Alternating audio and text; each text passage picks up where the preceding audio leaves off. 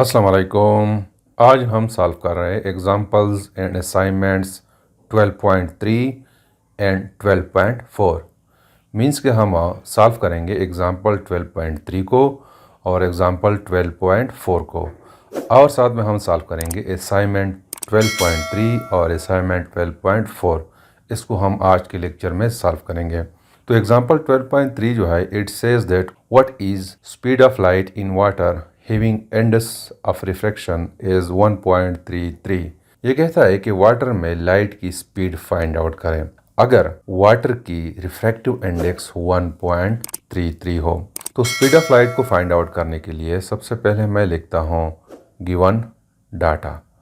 तो given data में हमें दिया गया है refractive index of water n 1, इसको मैं नाम देता हूँ कि इट इज़ इक्वल टू 1.33, और speed of light in vacuum या air it is equal to 3 into 10⁸ metre per second. ये कांस्टेंट वैल्यू है, इसका हमें पता होना चाहिए। हमसे जो रिक्वायर्ड है, जो हमने फाइंड आउट करना है, वो है speed of light in water. तो दोस्तों, speed of light in water को फाइंड आउट करने के लिए हम यूज़ करते हैं equation of refractive index which is equal to c divide by v। तो चूंकि हमने v को फाइंड आउट करना है, तो इस v को मैं यहाँ पे ले आता हूँ और n को यहाँ पे ले आता हूँ।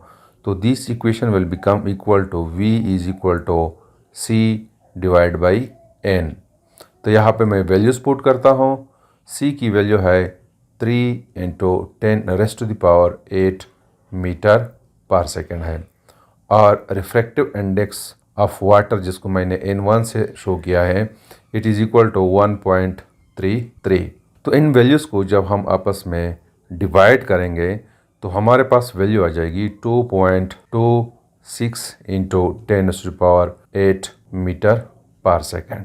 तो वाटर में स्पीड ऑफ लाइट तकरीबन बराबर है 2.26 इंटू 10⁸ मीटर पर सेकेंड के। Example 12.3 says that if the speed of light in kerosene oil is 2.08 into 10⁸ meter per second, calculate the index of refraction।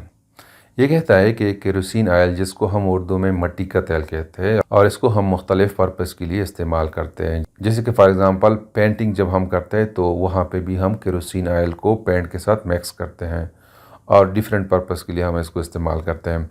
तो हमें कहता है कि अगर इस ऑयल में लाइट की स्पीड 2.08 इंटू 10⁸ मीटर पर सेकंड है, तो index of refraction find out करें।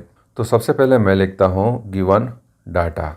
गिवन डाटा में हमें दिया गया है speed of light in kerosene oil which is equal to 2.08 into 10⁸ metre per second, और speed of light in air या vacuum it is equal to 3 into 10⁸ metre per second है। हमसे जो रिक्वायर्ड है, जो हमने फाइंड आउट करना है, वो है इंडेक्स ऑफ रिफ्रैक्शन। एन को हमने फाइंड आउट करना है। तो एन को फाइंड आउट करने के लिए हम वही इक्वेशन यूज़ करते हैं कि index of refraction is equal to C divided by V. तो यहाँ पे हम जस्ट वैल्यूज पुट करते हैं।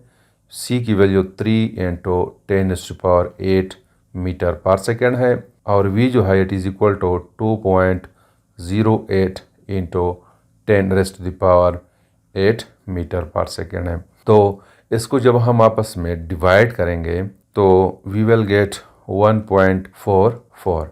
तो केरोसिन ऑयल की रिफ्रैक्टिव इंडेक्स जो है it is equal to 1.44। Example 12.4 जो है, it says that light travels from crown glass into water which has refractive index of 1.33। The angle of incidence in crown glass is 40 degree. What is the angle of refraction in water. ये कहता है कि एक crown glass है जिसका index of refraction 1.52 है। वहाँ से एक लाइट आती है और वाटर में एंटर होती है, और इंसिडेंट एंगल जो है वो 40 डिग्री है। तो रिफ्रैक्टेड एंगल फाइंड आउट करें। तो इसके लिए मैं सपोज करता हूँ कि लेट सपोज ये हमारे पास ग्लास है। यहाँ पे मैं लिखता हूँ जी, यानी कि क्रोन ग्लास, और ये जो है वाटर है। होता क्या है कि यहाँ से ये इस ग्लास से एक लाइट आती है। मैं सपोज करता हूँ कि ये लाइट आती है और ये इस नॉर्मल के साथ एंगल बनाती है, इंसिडेंट एंगल, जिसको मैं रिप्रेजेंट करता हूँ थीटा जी। और ये लाइट जब वाटर में इंटर होती है, ये वाटर है, तो ये मैं सपोज करता हूँ कि वाटर में इंटर होती है, तो it will make some angle with the normal, जिसको मैं रिप्रेजेंट कर रहा हूँ थीटा डब्ल्यू। हमने इसको फाइंड आउट करना है। इस ग्लास की रिफ्रैक्टिव इंडेक्स 1.52 है और इस वाटर की रिफ्रैक्टिंग इंडेक्स 1.33 है। हमने इस रिफ्रैक्टेड एंगल को फाइंड आउट करना है। तो इसके लिए सबसे पहले मैं लिखता हूँ गिवन डाटा, जो हमें डाटा दिया गया है उसको हमने लिखना है। तो उसमें refractive index of glass it is equal to 1.52 है और refractive index of water is equal to 1.33 है और इंसिडेंट एंगल जिसको मैं थीटा जी से रिप्रेजेंट करता हूँ, जी से मुराद यहाँ पे ग्लास है, तो it is equal to 40 degree. हमसे जो रिक्वायर्ड है, जो हमने फाइंड आउट करना है, वो है थीटा डब्ल्यू यानी रिफ्रैक्टिव एंगल जिसको। तो दोस्तों रिफ्रैक्टिव एंगल को फाइंड आउट करने के लिए मैं यूज़ करता हूँ Snell's law. According to Snell's law n1 sine theta 1 is equal to n2 sine theta 2। ये स्नेल्स लॉ है। यहाँ पे मैं क्या करता हूँ कि n1 की जगह ng लिखता हूँ और थीटा 1 की जगह मैं लिखता हूँ थीटा j और n2 की जगह मैं लिखता हूँ nw और थीटा 2 की जगह मैं लिखता हूँ थीटा w। तो this equation will become equal to ng into sine theta g is equal to nw यानी refractive index of water sine theta w। तो चूंकि हमने रिफ्रैक्टेड एंगल को फाइंड आउट करना है, तो मैं क्या करता हूँ कि दोनों साइड्स को nw पे डिवाइड करता हूँ। तो this equation will become equal to sine theta w is equal to ng sine theta g divided by nw। तो यहाँ पे हम वैल्यूज पुट करते हैं, तो this will become equal to sine theta w is equal to 1.52 divided by 1.33 और sine theta which is equal to 40 degree. तो इसको मैं लिखता हूँ कि sine theta w is equal to 1.52 को जब हम डिवाइड करेंगे 1.33 पे 1.14 और साइन 40 जब हम कैलकुलेटर के थ्रू फाइंड आउट करेंगे तो इट इज़ इक्वल टू 0.642। तो इसको जब हम आपस में मल्टीप्लाई करेंगे तो वी विल गेट 0.735 तकरीबन ये वैल्यू आ रही है। अब चूंकि हमने रिफ्रैक्टेड एंगल को फाइंड आउट करना है, तो इस इक्वेशन को मैं लिखता हूँ कि theta w is equal to sine inverse 0.735। तो साइन इनवर्स 035 जो है ये बराबर है, इक्वल है 47.3। तो रिफ्रैक्टेड एंगल जो है it is equal to 47.3। Assignment 12.4 says that find the index of refraction for medium 2 if medium 1 is air with the index of refraction 1. The incident angle is 30 degree and the angle of refraction is 22 degree. Compare the result with the table and identify the nature of medium 2. ये कहता है कि दो mediums है, एक medium 2 है और एक मीडियम 1 है। मीडियम 1 जो है ये कहते हैं कि एयर है और इसकी रिफ्रैक्टिव इंडेक्स 1 है और मीडियम 2 जो है उसका index of refraction find out करें जब इंसिडेंट एंगल 30 डिग्री हो। और हमें ये भी कह रहा है कि अपने रिज़ल्ट जो है बुक में दिए गए टेबल से कंपेयर करें और ये बताएं कि मीडियम 2 कौन सा है, वाटर है, ग्लास है, कौन सा है। तो इसके लिए मैं सपोज करता हूँ कि ये मीडियम 1 है और ये एयर है और ये मीडियम 2 है। इस मीडियम 2 का हमें नहीं पता कि ये कौन सा मीडियम है।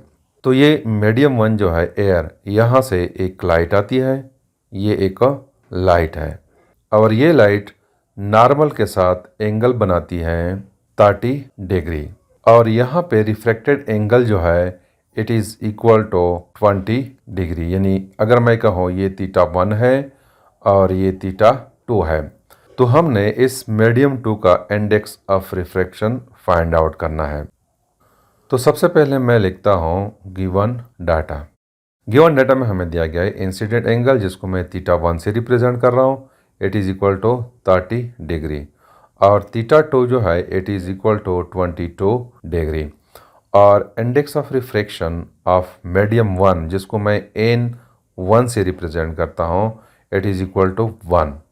हमसे जो रिक्वायर्ड है, जो हमने फाइंड आउट करना है, वो है n2। तो n2 को हमने फाइंड आउट करना है। n2 को फाइंड आउट करने के लिए हम वही इक्वेशन यूज़ करते हैं स्नेल्स लॉ की, जिसके मुताबिक n1 sine theta 1 is equal to n2 sine theta 2। तो हमने n2 को फाइंड आउट करना है, तो दोनों साइड्स को हम साइन थीटा 2 पे डिवाइड करेंगे। तो हमारे पास आएगा n2 is equal to n1 sine theta 1 divided by sine theta 2। तो यहाँ पे हम वैल्यूज पुट करते हैं। n1 जो है ये 1 है, और साइन थीटा 1 जो है ये 30 डिग्री है, divided by sine theta 2 22 degree है। तो हमारे पास रहेगा n2 will be equal to sine 30 जो है ये इक्वल है 0.5 के, और साइन 22 जो है इट इज़ इक्वल टू 0.374 के बराबर है। इसको जब हम आपस में डिवाइड करेंगे तो हमारे पास वैल्यू आएगी 1.33। तो सेकंड मीडियम का इंडेक्स ऑफ रिफ्रैक्शन 1.33 है। अब हम इसको कंपेयर करते हैं विद द टेबल। अगर हम इस टेबल को देखें, इस टेबल के मुताबिक 1.33 जो है ये इंडेक्स ऑफ रिफ्रैक्शन है वाटर की। तो मीन्स जो हमारे पास सेकंड मीडियम है वो वाटर है, फर्स्ट मीडियम एयर है, सेकंड मीडियम वाटर है। तो this is something about the examples and assignments 12.3 and 12.4. Thank you.